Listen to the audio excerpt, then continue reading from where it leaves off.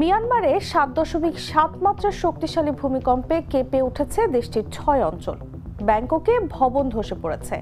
এর ঠিক আগে তিব্বতের ৭.১ মাত্রার কম্পনে গুঁড়িয়ে গেছে হাজারো ঘরবাড়ি। অথচ ২০১৯ সালে যুক্তরাষ্ট্রের ক্যালিফোর্নিয়ায় একই মাত্রার ভূমিকম্পে প্রাণহানি তো দূরের কথা, বড় কোনো ক্ষতিও হয়নি। এখন প্রশ্ন হলো, একই মাত্রার ভূমিকম্পে কয়েকটি জায়গায় ক্ষয়ক্ষতির এত পার্থক্য কেন? দর্শক, আজকের জাগো বিশ্লেষণে আমি তাসলিমা তিথি তুলে ধরছি সেই কারণগুলো।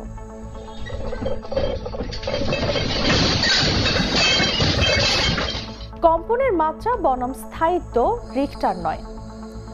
এখনকার বিজ্ঞানীরা মোমেন্ট ম্যাগনিটিউড স্কেলেই নির্ভর করে। মাপ যত বড় হবে শক্তি তত বেশি। তবে ধ্বংস নির্ভর করে আরেকটি বিষয়, সেটি হলো কম্পন কতক্ষণ স্থায়ী হলো। ২০০৪ সালে সুমাত্রার ৯.১ মাত্রার ভূমিকম্প মিনিটের পর মিনিট কেঁপেছিল।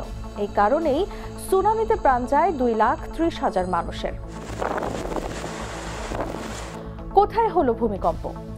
এপিসেন্টারের গভীরতা অগভীর কেন্দ্র মানেই বেশি ক্ষতি। মরক্কোর ৬.৮ মাত্রার ভূমিকম্পের কেন্দ্র ছিল মাত্র ১৮ কিলোমিটার গভীরে, মারা যায় ২,০০০ মানুষ।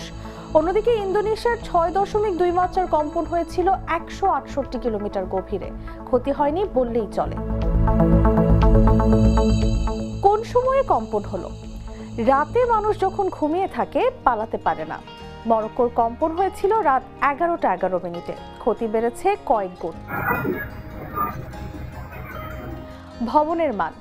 সবচেয়ে নির্ণায়ক বিশেষজ্ঞদের ভাষায় ভূমিকম্প মানুষকে মারে না, ভেঙে পড়া ভবন মারে। জাপান তাইওয়ানের শক শোষণ প্রযুক্তি ভবনকে রক্ষা করে, কিন্তু যেখানে ভবন নীতিমালা মানে না, সেখানে ৬ থেকে ৭ মাত্রার কম্পনেও ধস নামে। মরক্কোর পোড়ামাটির ঘর, তুরস্কের দুর্বল নির্মাণ উদাহরণ স্পষ্ট। জনঘনত্ব। মানুষ যেখানে বেশি, ক্ষতিও সেখানে বেশি। আলাস্কার ৮.২ মাত্রার ভূমিকম্পে ক্ষতি হয়নি, কারণ এলাকা জনবসতিহীন। কিন্তু ২০১০ সালের হাইতিতে ৭ মাত্রার কম্পনে ২.৫ লাখ মানুষ নিহত হয়েছেন, কারণ শহর অত্যন্ত ঘন জনবসতিপূর্ণ। মাটির ধরন। কাদামাটি সবচেয়ে বিপজ্জনক। কাদামাটি কম্পনে তরলের মতো আচরণ করে, ভিত দুর্বল হয়ে ভবন ধসে পড়ে। এই কারণেই ২০২৩ সালের তুরস্ক ভূমিকম্পে একই অঞ্চলে কেউ ধসে পড়েছে, কেউ পড়েনি, মাটির বৈচিত্র্যের কারণে। উদ্ধার কার্যক্রমের গতি। দ্রুত উদ্ধার জীবিত থাকার সম্ভাবনা বাড়ায়।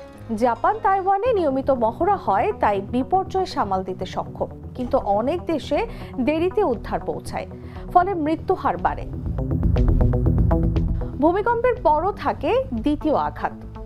সুনামি, ভূমিধস, আগুন, গ্যাস বিস্ফোরণ, সড়ক বিচ্ছিন্নতা, এসবই ক্ষয়ক্ষতি বহুগুণ বাড়ায়।